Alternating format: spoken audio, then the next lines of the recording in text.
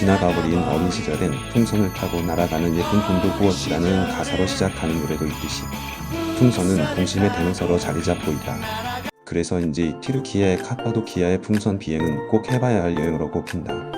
풍선의 역사는 꽤 오래전부터 시작되었다.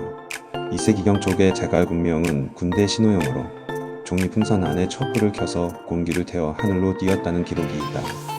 1794년 프랑스군은 오스트리아 군과의 전투에서 정찰용 기구를 처음 사용했는데 이는 2차 대전까지 계속됐다. 이렇듯 풍선은 오래전부터 주로 군사용으로 사용된 듯하다. 특히 1차 대전에서는 정찰용뿐만 아니라 탄막풍선이라는 무기로도 활용된다.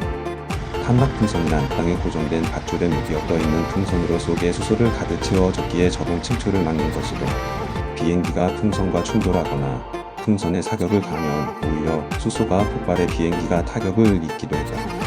2차 대전 때 일본은 미국 본토를 향해 9,300개의 풍선포탄을 보냈고 그중 300여 개가 미국에 도착했다.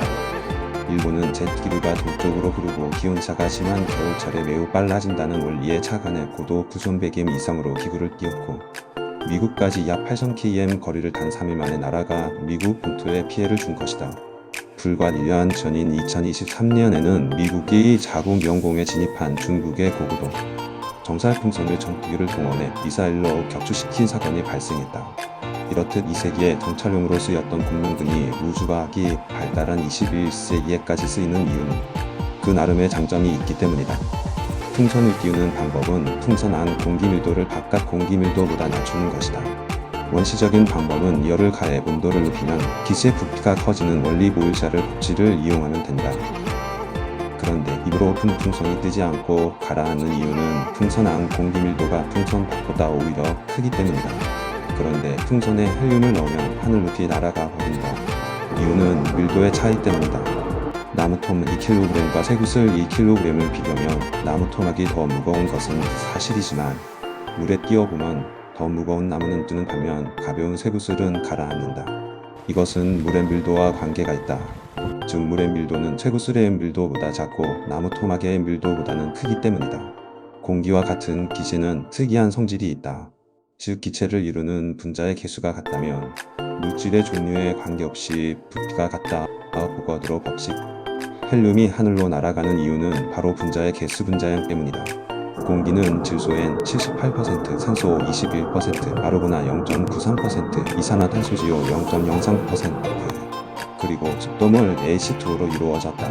공기를 이루는 성분들보다 분자량이 작은 기체는 수소의 이치와 헬륨이 밖에는 없다. 그래서 수소나 헬륨을 넣은 풍선이 하늘로 날아오르는 것이다.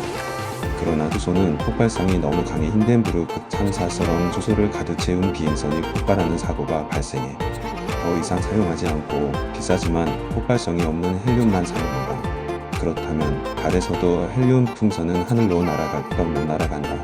달에는 공기가 없어 밀도도 없다. 따라서 풍선한 헬륨 밀도가 달의 대기인 밀도보다 더 높아 바닥에 떨어질 것이다.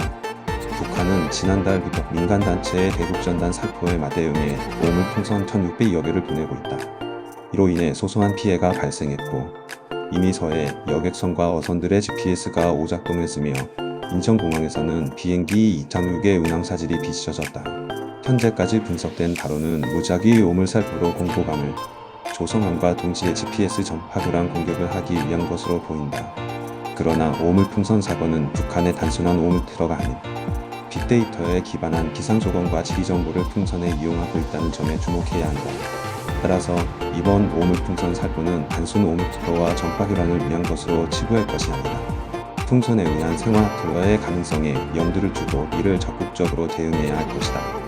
아무리 더러운 평화라도 이는 전쟁보다는 낫다라는 말한 야당 대표의 말이 되새겨진다.